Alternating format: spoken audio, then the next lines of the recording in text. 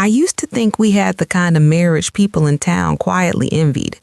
You know the kind I mean, the one that looks steady from the outside. Sunday service together, cookouts with neighbors, polite laughter that feels like home. Ours wasn't perfect, but it was safe, or at least I thought it was. My name's Claire Jennings, and I've lived in Willow Bend, Kentucky my whole life. Population 3,200. It's the kind of place where everyone knows who left whose porch light on and who didn't show up for choir practice. There's comfort in that closeness, and danger too, though I didn't see it then. I met Ethan when I was 26, and he was the new contractor in town. He built homes, real, tangible things, and I loved that about him. He said he loved that I made everything bloom. I ran the town's little floral shop, Bloom and Grace, right across from the old diner. I still remember how his hands were always calloused but gentle when he'd bring me coffee after work. We were married within a year.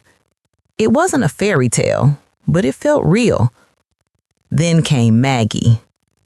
Maggie had been my best friend since high school. She was the kind of woman people naturally trusted. Always smiling, always listening. When she laughed, it felt like spring sunshine after a long winter. She'd been through her share of heartbreak, 2 failed relationships, and no kids, so I was happy to have her close. We shared everything, recipes, late night calls, the kind of laughter that left your ribs sore. When Ethan and I bought our home, a white house with green shutters and a swing on the porch, Maggie helped me move in. She insisted on planting a lilac bush by the mailbox because she said it would smell like hope. I didn't know then that she'd be the reason I couldn't stand that scent later. Our life settled into rhythm. Quiet dinners, church picnics, summer nights on the porch swing. Sometimes Maggie would drop by unannounced with pie, or Ethan would offer to help her fix something around her rental. I thought nothing of it. That's how small towns are. Everyone helps everyone. But looking back, there were cracks. Little things I ignored because I trusted too deeply. Like how Maggie's hand lingered too long on Ethan's shoulder when she thanked him for mowing her lawn. Or how she'd sometimes laughed too hard at his jokes. Once I walked into the kitchen and found her wearing one of his old sweatshirts she claimed she'd borrowed for painting. I remember teasing her. "You better get that back or he'll start charging rent." We laughed, but something in Ethan's eyes flickered that night. Still, I brushed it off, because that's what good wives do in small towns. We hold the peace. We keep appearances neat, even when something inside us whispers that something's off. One Sunday afternoon after church, Maggie offered to stay and help clean up the fellowship hall. Ethan said he'd drive her home since her car was acting up. I said sure. I remember the way he smiled, too easy, too quick, and the way her eyes dropped when she said thank you. They didn't come back for nearly 2 hours. When they finally did, Maggie looked flushed, her hair a little messy, and Ethan said they'd stopped by the gas station for a drink. I wanted to believe him, so I did. For months after that, I kept telling myself that trust means not asking questions, that love is believing the best when your gut says otherwise. But it's funny how God sends signs in small ways. The first came in a text. Ethan had left his phone on the counter one night while he showered. I wasn't snooping, I swear I wasn't, but it buzzed. Just once. A simple message. Can't stop thinking about today. M. I froze. There were plenty of M's in Willow Bend, but only one who would text him that late. I stared at the screen until my heart felt like it had fallen into my stomach. I wanted to scroll, to see more, but the shower turned off. I panicked. I set the phone down like it burned and walked away. That night, Ethan came to bed smelling of soap and cedar wood. He kissed my forehead like always, but I couldn't sleep. Every time I closed my eyes, I saw that letter, M, glowing in the dark. Over the next few weeks, I tried to shake it off, tried to be normal, but I noticed everything. The way he started locking his phone, the way Maggie stopped calling me at night, the way she suddenly said she was too busy to come by the shop. I told myself maybe I was being paranoid, maybe Maggie was dating someone new, maybe Ethan was just stressed. But deep down, I knew. The human heart has a way of knowing when it's being betrayed. It beats differently. It hurts in quiet ways before it breaks. It was early October when it all came undone. The air had just started turning crisp, and the town was decorating for the fall festival. Maggie hadn't been by in weeks, so when she finally walked into the shop that afternoon, my heart lifted. She smiled, but her eyes didn't. She looked thinner, tired. She said she'd been keeping to herself. We talked for a while, pretending everything was fine. Then as she left, her phone slipped from her purse, and when she bent to grab it, a folded piece of paper fell out. I handed it to her, but curiosity got the better of me. I glanced at it just long enough to see Ethan's handwriting. His name. A note. You make me feel alive again. Maggie's face went pale. I'll never forget the way her hands trembled as she took the paper back. For a second, neither of us spoke. The silence between us was so heavy, it felt like the air itself had weight. Then she whispered, Claire, I never meant to. But I didn't let her finish. I turned away. My knees went weak and my chest felt hollow. That night when Ethan came home, I didn't yell. I didn't cry. I just asked one question. How long? He froze. Didn't ask, what do you mean? Just lowered his eyes. That was all I needed. They say betrayal feels like dying without a funeral. That's exactly what it was, the death of the life I thought I had. But I wasn't ready to lose everything, not yet. Somewhere in the middle of that heartbreak, I decided to forgive them both. Not for them, but for me. I thought forgiveness would set me free. I didn't know then that the worst secret was still waiting to be uncovered. And when it came, it would make the affair look like mercy. Forgiveness sounds holy when you say it out loud.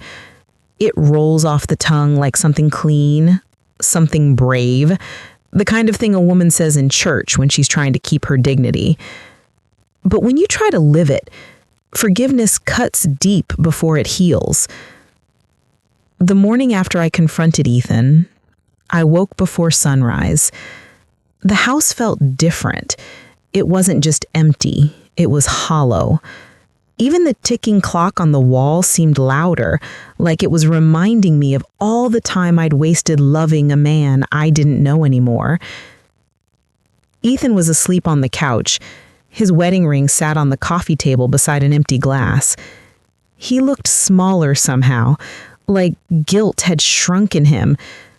I stood there for a long time, wondering how someone you've built a life with can look so unfamiliar. I didn't cry. I couldn't. The tears had dried up sometime between midnight and the moment I decided not to scream. I just whispered a prayer under my breath, not for him, but for strength to get through breakfast without breaking. When the sun rose over Willow Bend, everything looked the same. The white picket fences, the sound of roosters, the smell of biscuits from the diner, but nothing was the same.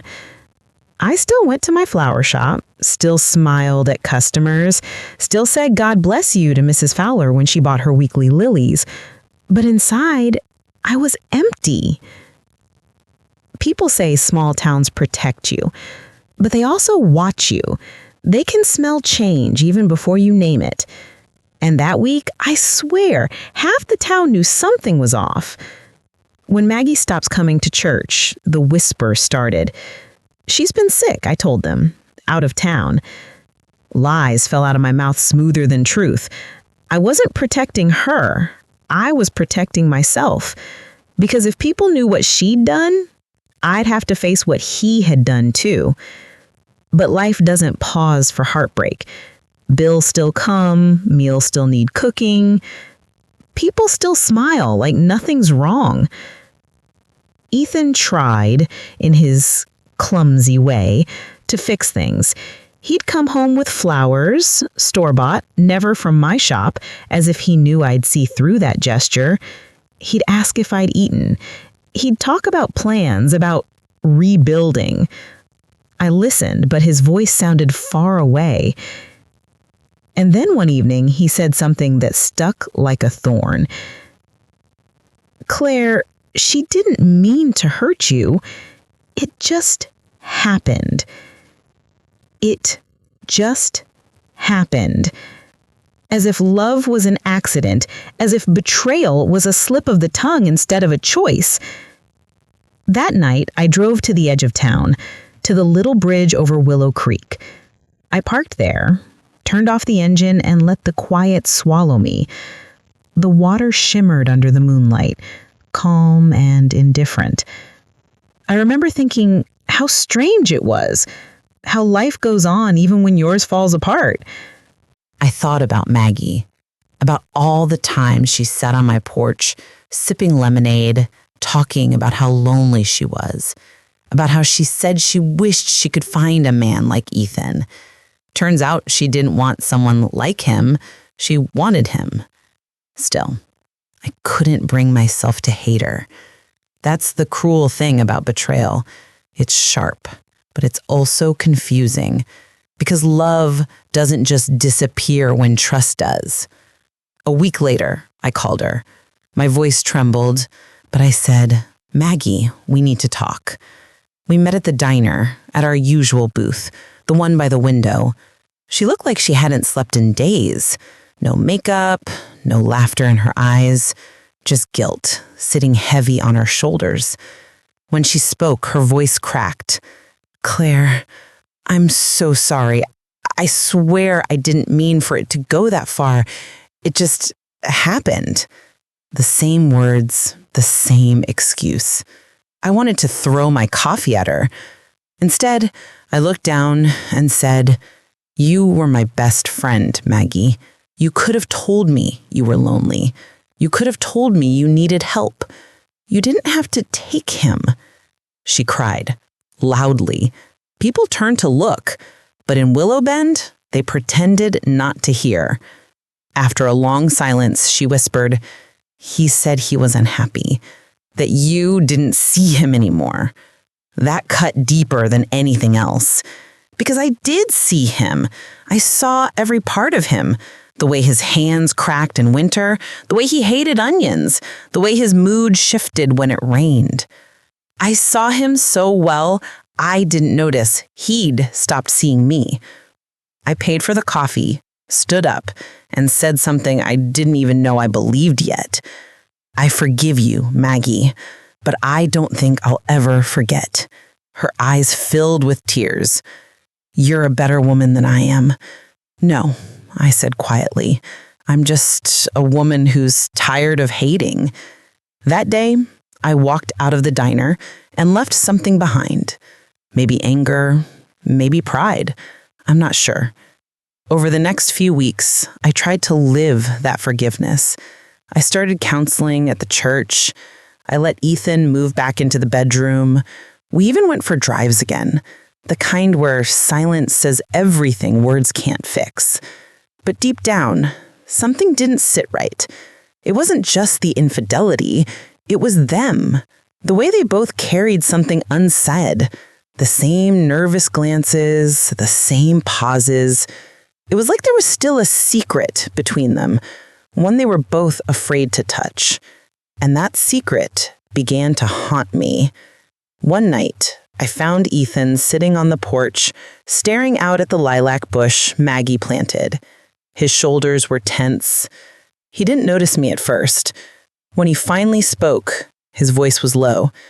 You ever think some things are cursed from the start? What do you mean? I asked. He hesitated. Just people. Bloodlines. Mistakes that run too deep to fix. I frowned. What bloodlines? But he just shook his head and went inside. That night, I couldn't sleep. His words replayed over and over, tangling with my unease, until I finally gave in to the urge to dig. A few days later, Maggie called me, the first time since our talk. Her voice was soft, shaky. "Claire, can we meet? There's something I need to tell you." I told her I was busy. I wasn't ready to reopen that wound. She insisted, said it couldn't wait. We met at her place, a small cottage just past the train tracks. She looked pale, almost sick. Her hands shook when she poured coffee. She said, "I found something about my father." I frowned. "Your father? What does that have to do with—" She cut me off. "You need to hear it. It's about Ethan." My stomach dropped. She reached into a drawer and pulled out a stack of old letters, yellowed with time, edges worn. She said, "I was cleaning Mom's attic. I found these. They're from my dad, and one's from Ethan's mom." I stared at her confused. She whispered, "I didn't understand at first, but then I realized they were together before Ethan was born." For a moment, the world tilted. The air went still. I asked slowly, "What are you saying?" She looked up, tears spilling down her face. She said, "I'm saying Ethan's mom and my dad had a relationship before Ethan's father came along. Claire, Ethan is my half-brother." Silence. A silence so loud it roared in my ears. I didn't speak. I couldn't. The room spun. The air, the walls, her face. All I could think was, "I forgave you. I forgave you both." And now, the sin was something darker. Not just betrayal, but blood. That night, I drove home in a daze. Ethan was on the porch again, waiting. I looked at him, really looked at him, and for the first time, I saw it. The resemblance, the same sharp jawline, the same gray eyes. How had I never noticed? He tried to speak, but I held up my hand. "Don't," I whispered. "Not tonight." Then I walked inside, locked the door, and sat in the dark until morning. Forgiveness, I learned that night, can only stretch so far before it snaps, and the sound of it breaking is silence. The morning after Maggie's revelation, the world looked the same, but it wasn't. The sky over Willow Bend was soft pink, the kind that used to make me feel peaceful, but now even the sunrise felt cruel, bright and unforgiving, like a truth you can't unsee. I stood at the kitchen sink, coffee in hand, staring at Ethan's truck in the driveway. He was inside, asleep, or pretending to be. Either way, I couldn't look at him without feeling that quiet sickness in my stomach. Half-siblings. My husband and my best friend. The words ran through my mind over and over until they blurred into one unbearable sentence. I forgave my best friend for sleeping with my husband, and she turned out to be his sister. You think the shock would come with anger, but no, it came with stillness, a strange, heavy quiet that felt like grief. Because what do you even do with something like that? How do you label a sin that doesn't fit in any box? For hours, I walked around the house in circles, picking up things that didn't need picking up, the framed photo from our wedding, Ethan smiling at me like he was his whole world. The cross-stitch Maggie gave me one Christmas that said, "Friends are the family we choose." The irony of that one nearly broke me. By noon, I'd made up my mind. I had to confront him. He was out on the porch, drinking coffee, pretending to read the paper. The wind lifted his hair, and for a second, I saw the boy I'd fallen in love with. Gentle, quiet, easy to love. But that boy was gone. "Ethan," I said, my voice steadier than I felt, "we need to talk." He didn't look up. "About what?" "Maggie came to see me yesterday." That got his attention. He folded the paper slowly. "What did she say?" "She told me the truth." His jaw tightened. "What truth?" I swallowed hard. "That she's your sister." The color drained from his face. He didn't speak, didn't move, just stared like I'd said something unspeakable. When he finally spoke, his voice was a whisper. "She told you? So it's true?" He looked down. His hands trembled as he set the mug aside. "I didn't know. Not at first." "At first?" My voice cracked. "You mean you knew later?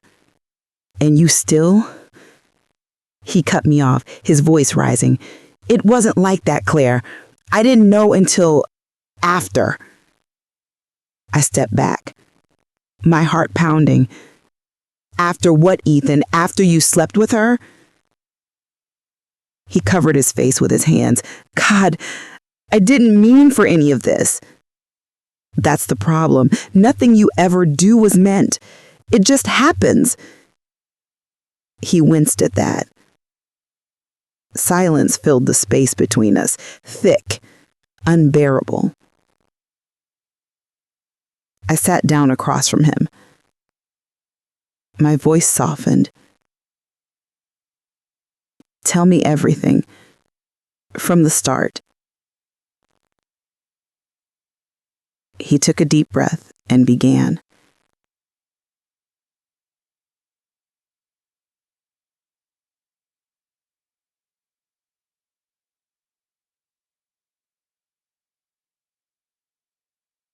"And you let me think it was just cheating."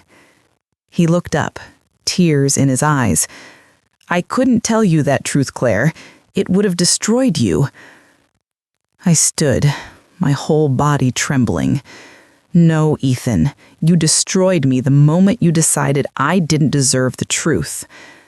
He reached for my hand, but I pulled away. "Do you understand what you did?" I said, my voice shaking. "You didn't just betray me. You betrayed everything. Our marriage, our faith, our town, our sense of decency. You and Maggie both." He whispered, "I'm sorry."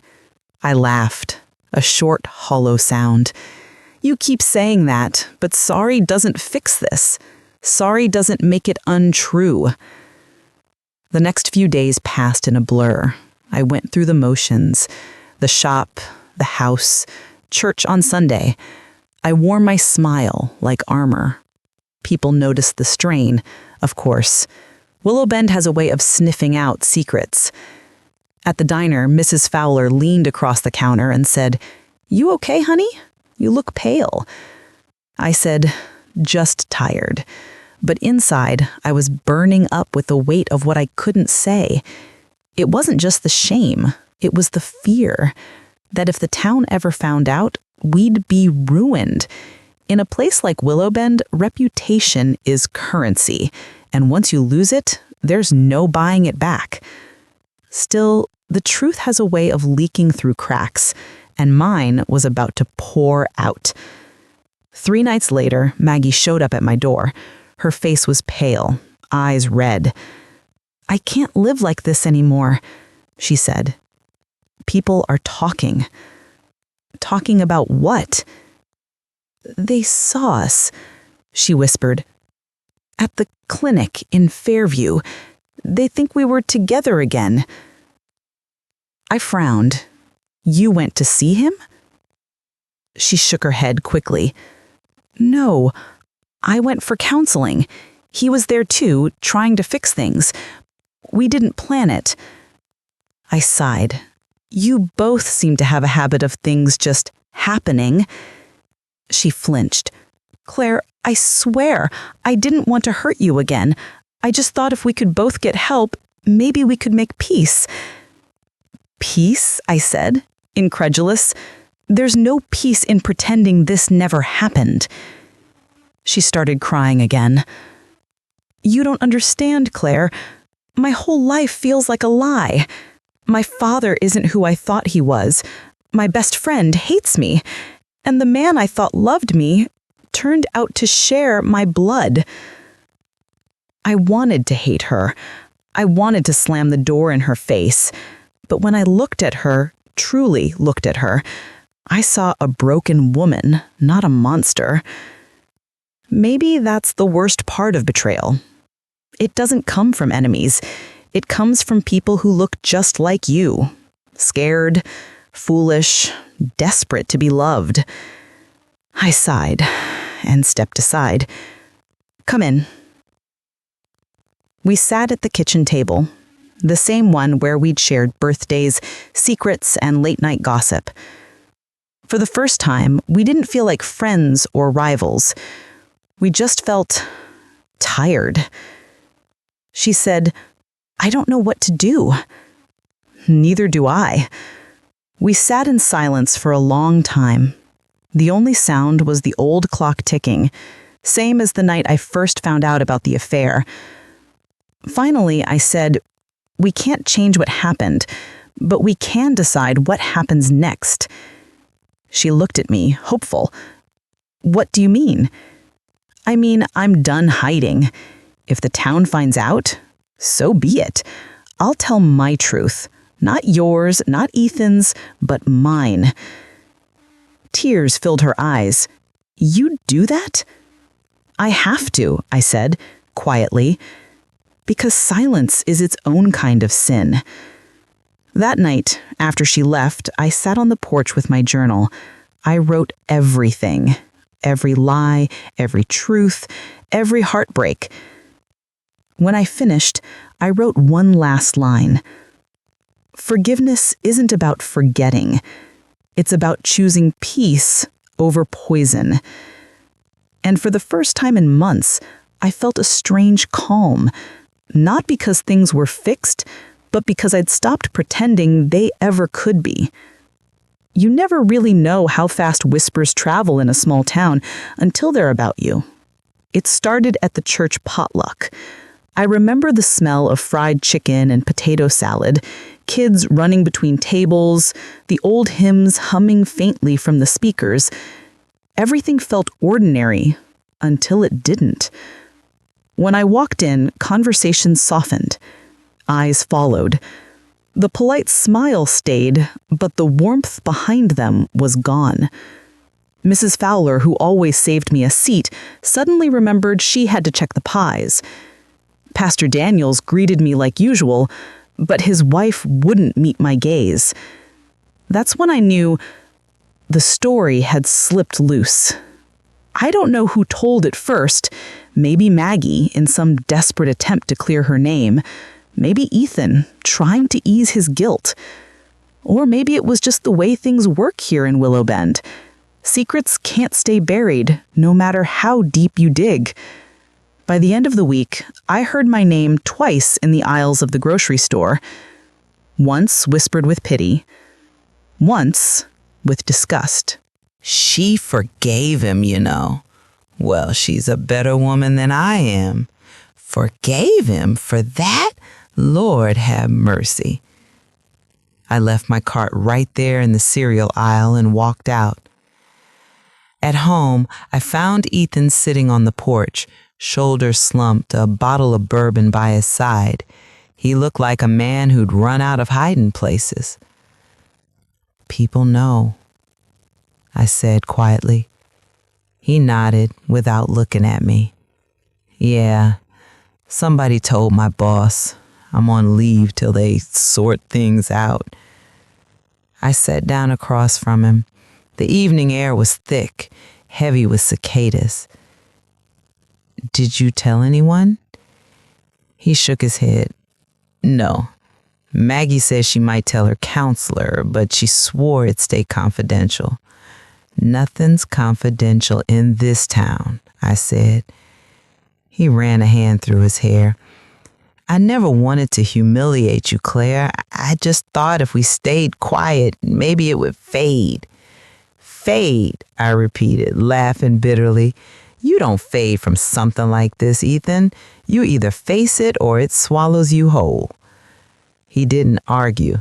For once, there was no excuse, no softening of the edges, just silence and the sound of the wind moving through the pecan trees.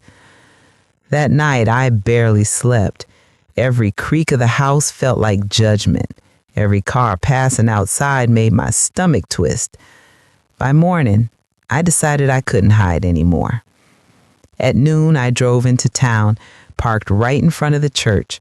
My hands were shaking so badly I almost dropped the keys. Inside, Pastor Daniels was arranging hymnals. He looked surprised to see me.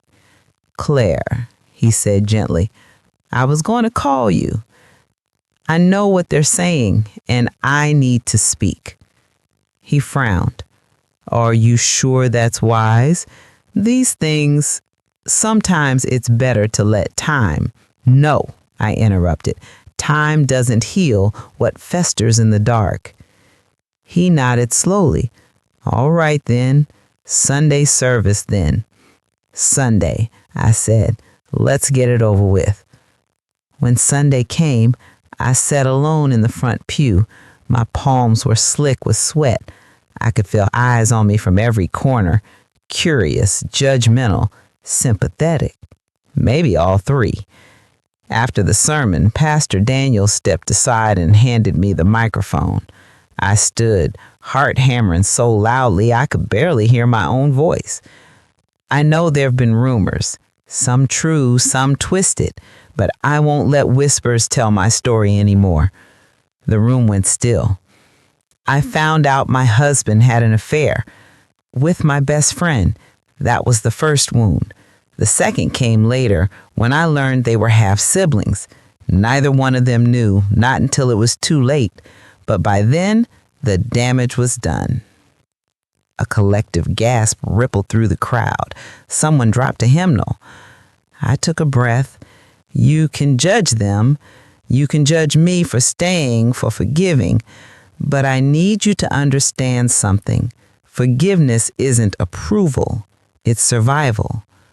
A few heads nodded. Others just stared. I didn't forgive to save my marriage. I forgave to save myself, because hate would have eaten me alive. The pastor reached out and rested his hand on my shoulder. Thank you, Claire.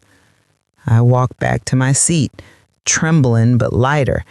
For the first time in months, I felt like I could breathe.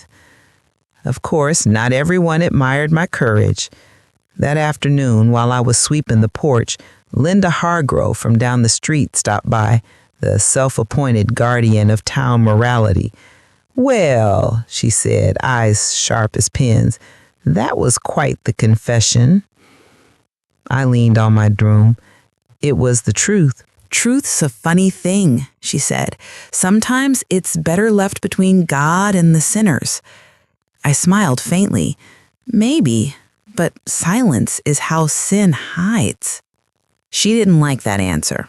She sniffed and walked away, muttering something about women these days. Later that week, the tide began to shift. Mrs. Fowler brought me a pie and said softly, "Took guts, honey. Not many folks could stand up like that." At the diner, old Mr. Grant tipped his hat when I came in. "Proud of you, Claire. You gave him something to chew on besides gossip." And Maggie, she called the next evening. I heard what you did, she said, her voice trembling. I never meant for it to come out like this. I know, I said. I wanted to disappear, but then I thought, maybe what you did was right. Maybe sunlight's the only way we start over. Her words surprised me, not because they were kind, but because they were brave. We talked for an hour about guilt, about grief, about trying to move forward when the ground beneath you still feels cracked. When I hung up, I realized something I hadn't before. We were both victims of the same lie. A man's deception decades ago had set this chain in motion. Robert Whitman, the man who couldn't own his past, and 2 women were left to pay for it. Weeks passed. The whispers dulled, the looks softened. Willow Bend moved on as small towns always do. Ethan tried to win me back. He fixed the porch swing, mowed the lawn, left little notes on the counter. Still love you, still sorry. But love, I'd learned, doesn't always survive the truth. One evening, as the sun dipped low and fireflies blinked in the yard, he sat beside me on the porch. "Do you think we'll ever be okay again?" he asked. I looked at him for a long time. His face was worn, his eyes tired. "I think we'll be honest," I said, "and that's more than we've been in a long time." He nodded slowly. "I'll take that."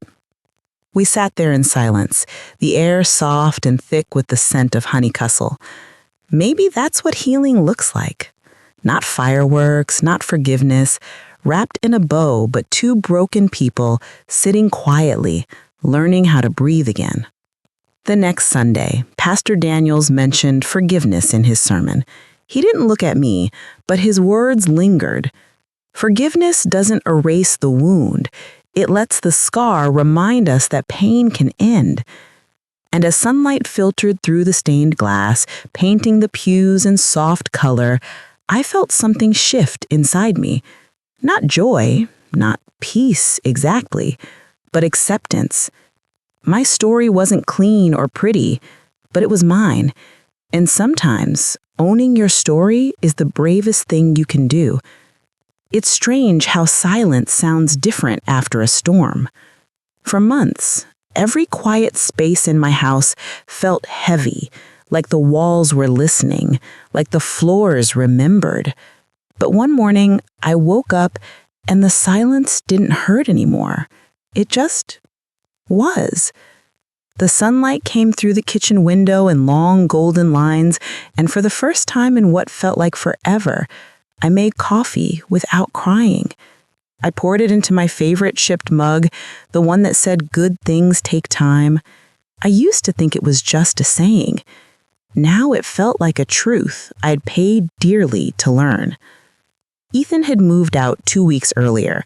It wasn't an angry split, not even official yet, more of a long exhale. He found an apartment above the hardware store in town, said he needed time to think. I told him I needed time to breathe. We still talked sometimes, mostly about bills or repairs. Once, he dropped off a box of garden tools I had forgotten were mine. I found a note tucked inside that said, "For what it's worth, I miss your laughter." I read it once, folded it neatly, and placed it in the drawer with the others. I didn't have the heart to throw them away. One afternoon, I drove out to the lake, the same one where Maggie and I used to bring our kids for picnics. The water shimmered under the late spring sun, and I could almost see our younger selves sitting under the willows, laughing, barefoot, the sound of soda cans popping open. I brought her letter with me. She'd mailed it the week before.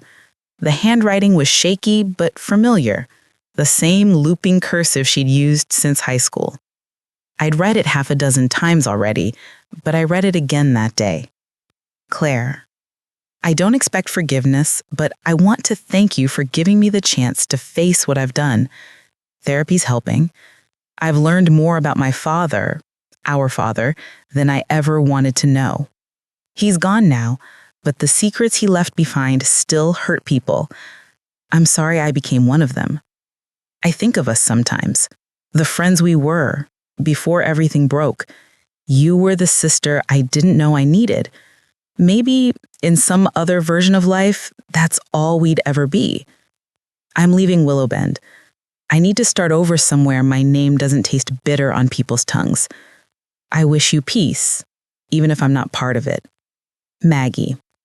When I finished reading, I sat there for a long while, watching the light ripple on the lake's surface. I wasn't sure if I was mourning her or the version of me that used to believe friendship could survive anything. Maybe both. I whispered, "Goodbye, Mags," and let the letter fall into the water. It drifted a few feet, then sank, slow and graceful, like it was finally ready to rest. Healing didn't come all at once. It wasn't loud or cinematic. It came in pieces, in baking pies for the church fair again, in trimming the roses by the porch, in saying yes when the ladies invited me to Wednesday night book club. I started painting again, too. Nothing fancy, just watercolors. It was something I'd stopped after the kids grew up, saying I didn't have time.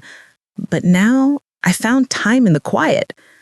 I painted sunsets, small town streets, the lake at dusk. One day, Pastor Daniel stopped by with his wife, bringing a basket of fresh bread. "Claire," he said softly, "you've been missed." "I'm still here," I said with a smile, just learning to be okay with my own company. His wife nodded knowingly. Sometimes that's the holiest work there is. That night, I thought about what she said. Holy work. Maybe that's what forgiveness truly is. Not weakness, not surrender, but a sacred rebuilding, a decision to keep your heart open, even after it's been shattered. By early summer, Ethan came by one last time. He stood on the porch with that same nervous smile he'd had when we first met, 20 years ago. He said, "House looks beautiful." I replied, "Thank you. I finally fixed that back window you kept meaning to get to." He chuckled softly. "Figures you'd beat me to it." There was an awkward pause. Then he reached into his pocket and handed me a small envelope. Inside was a check, half the savings from our joint account. "You don't have to," I started. He said, "I do. It's fair, and it's the last thing tying us together legally." My chest tightened. I knew what he meant. He continued quietly, "I signed the papers. I'll file them next week." I nodded. The words caught in my throat, but I managed, "I hope you find peace, Ethan." He met my eyes, weary, gentle. He said, "You already have, Claire. That's what hurts the most." When he left, I didn't cry, not because I didn't care, but because I finally understood some love stories don't end in reunion. They end in release. The 4th of July came, and for the first time since everything happened, I went to the town fair. The air smelled of kettle corn and barbecue smoke. Children ran past with sparklers, and old couples danced near the bandstand. I sat on a picnic blanket, sipping lemonade, watching the fireworks bloom above the water. The colors reflected off the lake, red, blue, gold, each explosion fading into silence. Beside me sat Mrs. Fowler, smiling softly. "You made it through, honey." I smiled. "Still making it." She patted my hand. That's all any of us can do. When the last firework faded, I walked home through the quiet streets. Crickets sang in the ditches and porch lights glowed warm through the trees. At home, I lit a single candle on the kitchen table, something I'd started doing every night, not for prayer, not for anyone else, but as a reminder, I'm still here. I looked around the room, the old clock ticking, the hum of the refrigerator, the faint scent of lavender from the candle, and felt something I hadn't in a long time. Contentment. Not happiness that comes and goes like the weather, but a deep, steady kind of peace, the kind you earn. Sometimes, when people in town still ask, "How did you forgive them?" I tell them the truth. I didn't forgive because they deserved it. I forgave because I did. Because carrying hate is like holding your breath. Eventually, you suffocate. And maybe the real lesson wasn't about marriage or betrayal or secrets. Maybe it was about choosing to live even after your world breaks in half. These days, I sit on the porch most evenings watching the sun set over Willow Bend. The sky always looks different, sometimes tender pink, sometimes wild orange, but always beautiful. Maggie's gone, Ethan's gone, but I'm still here. And for the first time, that feels like enough. If this story touched your heart, don't forget to like, share, and subscribe. Every story here reminds us that forgiveness doesn't mean forgetting, it means finding peace on our own terms. Tell me in the comments, what would you have done if your best friend and your husband shared that secret?